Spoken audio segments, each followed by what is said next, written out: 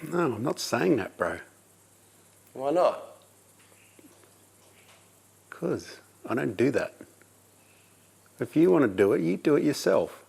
Get on your bloody Woodrigos at Instagram at Wonky Knees and put one of those silly stories up or something. YouTube and algorithms and growth and income, bro. You're the host of the show. You got to do it. You've got a microphone on as well, bro. You do it. Welcome back to the Skid Factory. If you like iron live powered HJ Kingswoods fitted with HQ grills, hit the like and subscribe button and follow us for some weekly content. It's not a HQ grill, you chutch. What is it? HX or something. Let's just do some work, can we? Yeah, righto.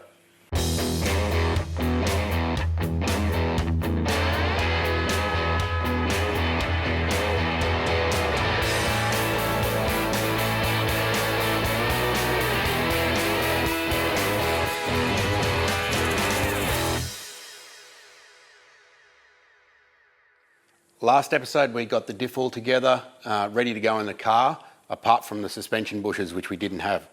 In the meantime, I've been down to the local parts shop and just grabbed a full car kit worth of suspension bushes. These are just OEM rubber replacement bushes, same as what it would have had when it was built in the 70s. You can get urethane bushes for them, but we're on a bit of a budget, so we decided to just go with renewed original stuff. These do work fine. You don't really need urethane stuff unless you're trying to race the car. They will make them stiffer and more expensive. So we've got to fit the two to the diff, the little eyelets on the diff. We've got a little bush fitting tool that John made when he did the diff. So we're going to use that. Just machinist things. Need to fit it, don't bother hammer it in, just make a pulling tool. I've got some shocks, they're just generic replacement shocks. We've got some springs, they're just lowered springs to suit the car. We're not going crazy low with it. It's not meant to be a sled on the ground, it's just meant to be capable of handling the power. That's all we're trying to achieve here. So let's fit those diff bushes and then we can start ripping the rest of the car apart. These things look relatively simple to fit, but they can be quite the pain in the butt if you don't take a few simple steps with them. This car is old and everything is either worn out or seized, so these can either fall out or they can be impossible to get in. Could go either way. In this case, these eyelets are actually brand new. They've been machined by John. So what we do to assist getting it in without it galling up and ripping the bush to bits is just put a little taper there with the linisher. It's just a lead in to stop it picking up on the metal of the eyelet, and also just give it a bit of a polish with the wire brush, and then put a bit of just any lubricant on it, just anything, just to stop it from galling on the way in. And keep it straight.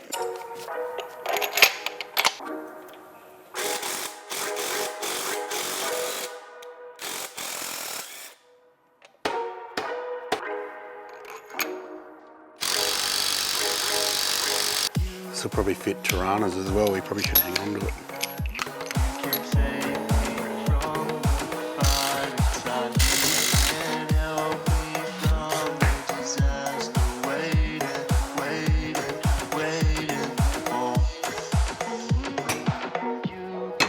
Before we can fit our upgraded BTR78 Differential, the original Holden banjo item needs to be removed. It looks to be the one fitted at the factory, as it's completely covered in schmutz.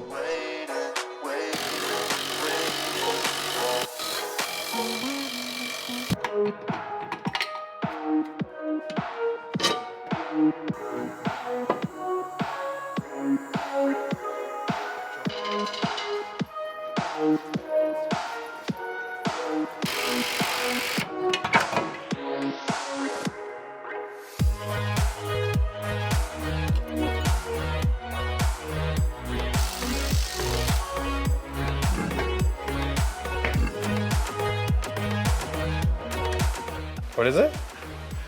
Looks like a nail. Doesn't look like a nail, it is a nail.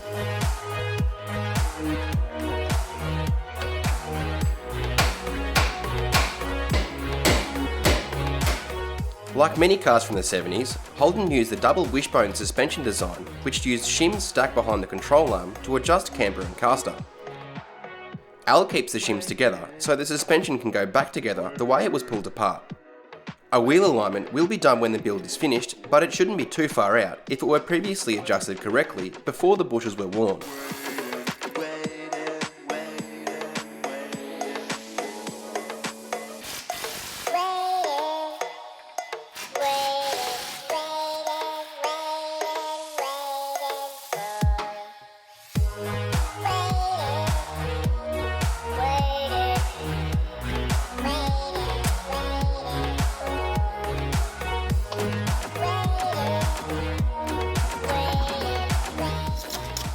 Years of overdoing the ball joint lube. Just need a grease and oil change, mate, and don't be soft on the grease. Righto, Jono. Who's Jono? Jono is the guy that owns a Kingswood in 1980.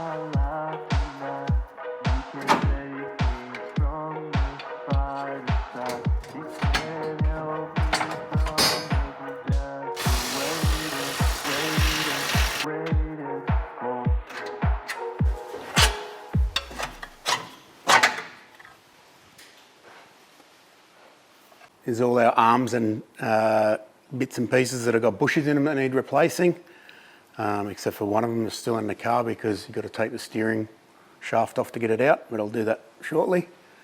Most of the bushes in the whole car are the same, all the rear arms and two of the front arms on the bottom, same bush. There's another two on the front that look exactly the same, but they're listed as a different part number, and it appears they've got it's probably either a softer compound or they've got a void in them for like brake reaction to stop it shocking the front wheels. So I'm just going to have to look that up and see what way the void's supposed to face. But that's what the internet's for, so that won't be difficult. The ball joints and the steering tie rods, most of them, well, all of them I've checked so far seem to be okay. These ones here have been replaced. That's the sort of load-bearing one. You can tell because they don't have a castellated nut on them with a split pin anymore. The top ones look to be original because they've still got rivets holding them in. When you replace them, you have to cut the rivets off and change it to nut and bolt. It's obviously been very well greased, judging by all the schmutz everywhere, so that's probably why they still survived. So from now, we just got to start bashing bushes out and replacing them. The biggest problem with these things is not really getting them out, it's actually holding them in again because the arms just wear out and stretch, and the bush actually won't, a lot of the time the bush will just float around in there and fall out. Quite often you've got to tack them in there with a welder, depending on what sort of life the car's had. These lower bushes I think have been replaced before by the look of it. They've still shifted though, and it started rubbing metal bits on metal bits, so they're worn out now, but hopefully the whole arm isn't stretched to bits and we don't have to weld them in there. I've done a fair bit of this over the years back in the olden days when I was a young fella, and yeah, there's a lot of welding and adaptation required to keep these things on the road when they get a bit worn out, so we'll do what needs to be done. We'll clean them up first and then we'll get into it.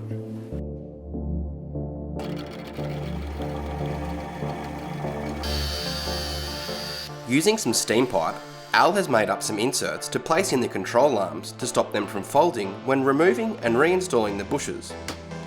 A swift swing with the acorn cracker removes the old bushes with ease.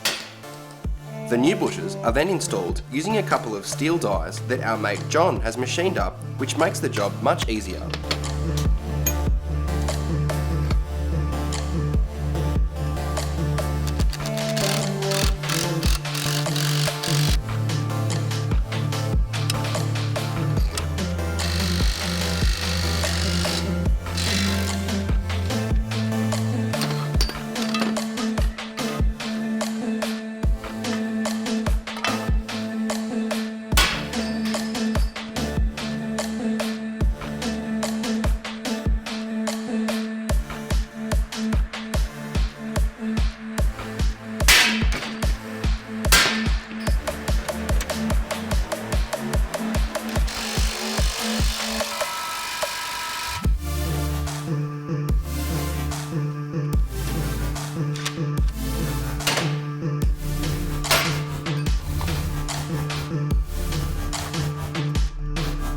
With some lubrication applied, the new bushes are pressed into all of the rear control arms and also the lower front arms.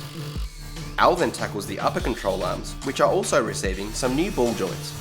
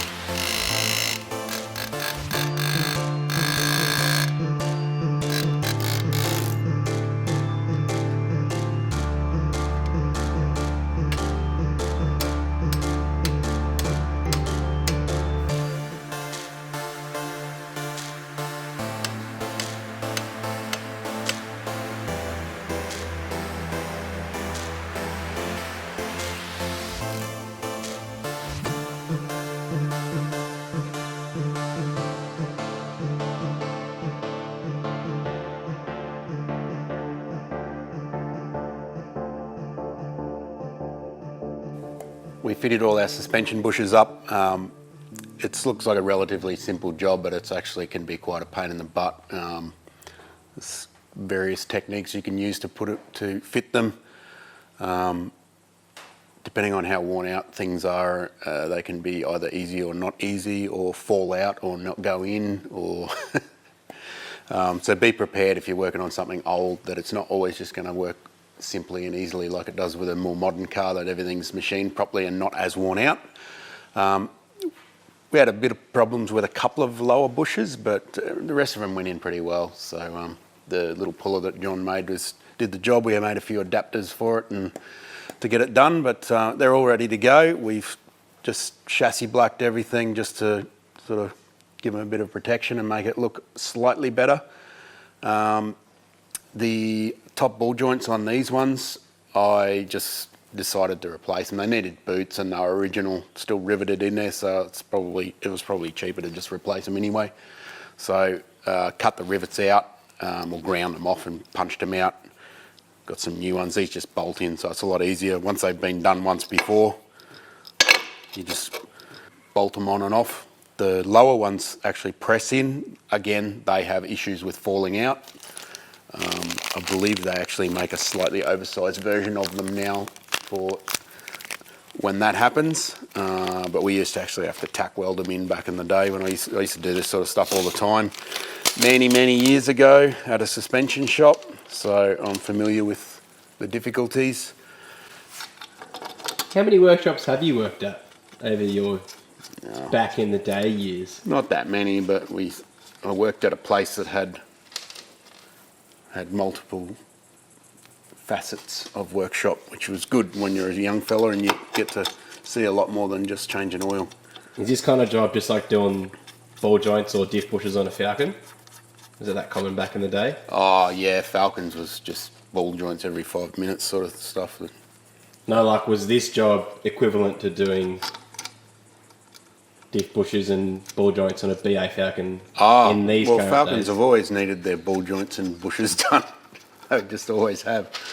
But yeah, these were getting pretty old by then, but Falcons with squeaky ball joints was always a thing. And, well, there won't be any more, so it's one good thing. R.I.P. Ford.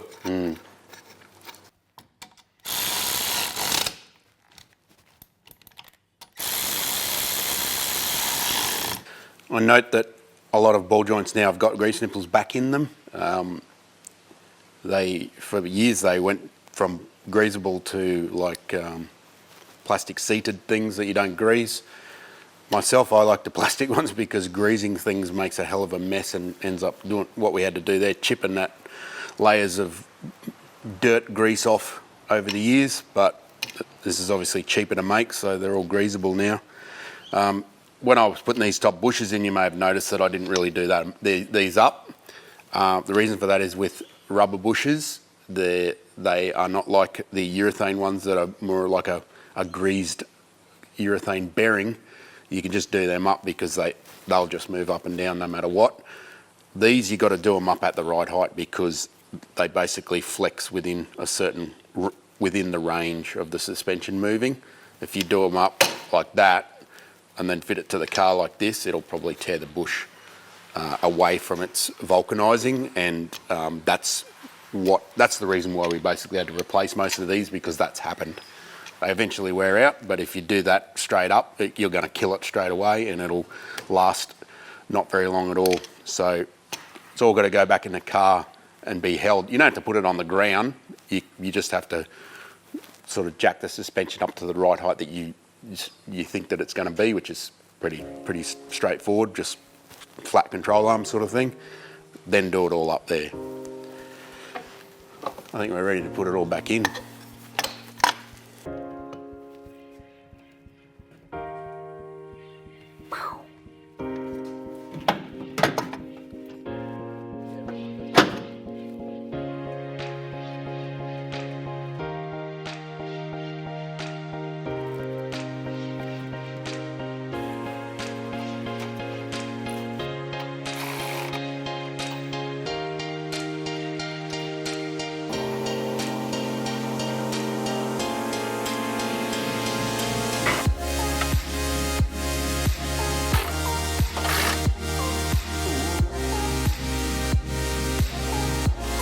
Along with replacing the suspension bushes, we are also replacing the springs and shocks with generic Australian-made items.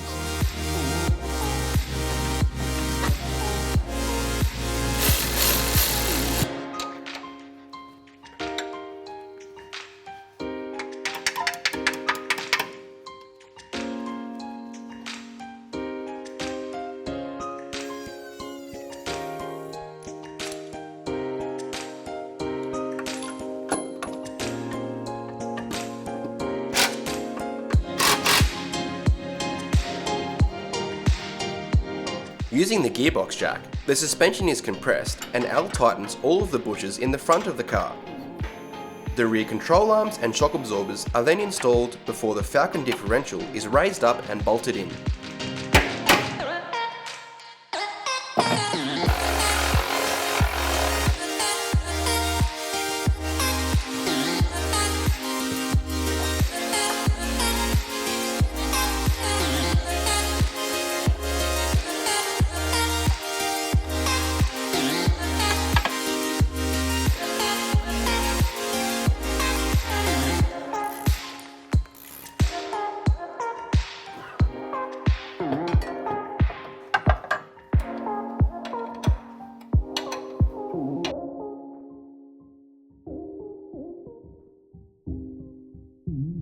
We've got all our suspension and everything in. We're finally at the point where we can actually fit the brake kit without anything in the way or having to redo anything. So it's been a bit of work, but you've probably got to expect to do this if you've got a Kingswood and you want to sort of do a resto or mod it. You're pretty much going to have to do what we've done, because they'll all be covered in grime and stuff from years and years of use. So they're old mules, they just keep going. So you just got to clean everything up first. It's much nicer to work on it at the end of the day after you spend a bit of time cleaning it up. We use a bit of wire wheel action to clean up things that wouldn't come off with a Alcock's gurney. So got to do what you got to do. Now it's all ready to go. The brake kit, I've read the instructions. It's all pretty straightforward. It's not a custom setup like the Bedford was. It's basically just these brackets go on where the old caliper was, which adapt to the new caliper. There's some spacers and some bolts. It's all separated in this nice Benny packaging. I don't know what that's called. And even your hub adapters and everything are all set up like that, so it's easy to keep an eye on what to make sure you've got everything that you need. So we're pretty much just going to throw those wheel bearings on, pack these hub adapters, bolt all that up, rotors on, brackets on, calipers on, not wheels on because our wheels won't fit. So next problem, we'll get to that. Let's do it.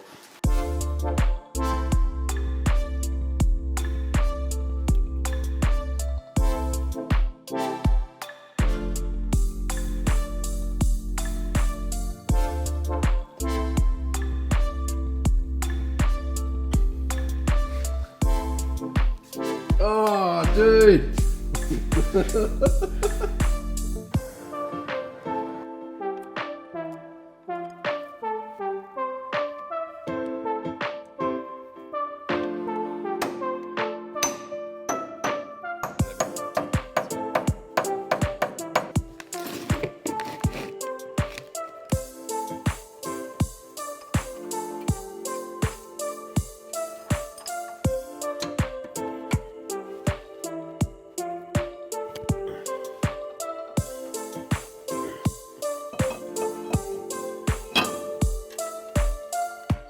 The Hopper Stopper's brake upgrade is a very simple and effective kit.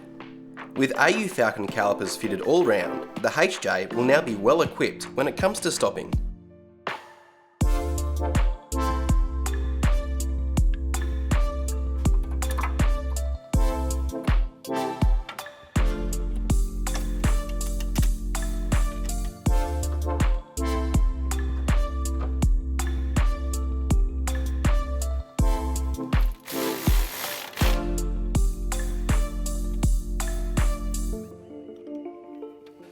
Ted Bullpit must have seen me putting the money on the fridge because he's been very cooperative this week.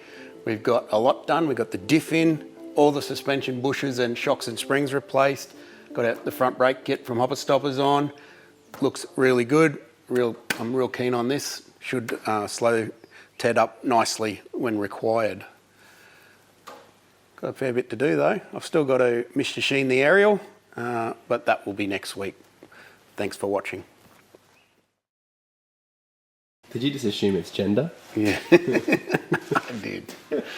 Why do people always call cars girls? I don't know. It's like boats. Yachts are always girls too. Isn't that a thing? Isn't that like a luck thing? I don't know.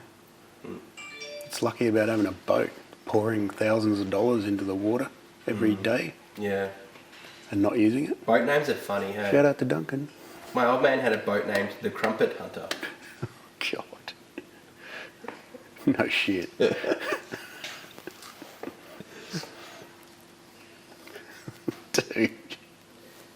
Can I use that or not? Yeah. Do you know that aerial's broken? Oh, pickle me, grandmother.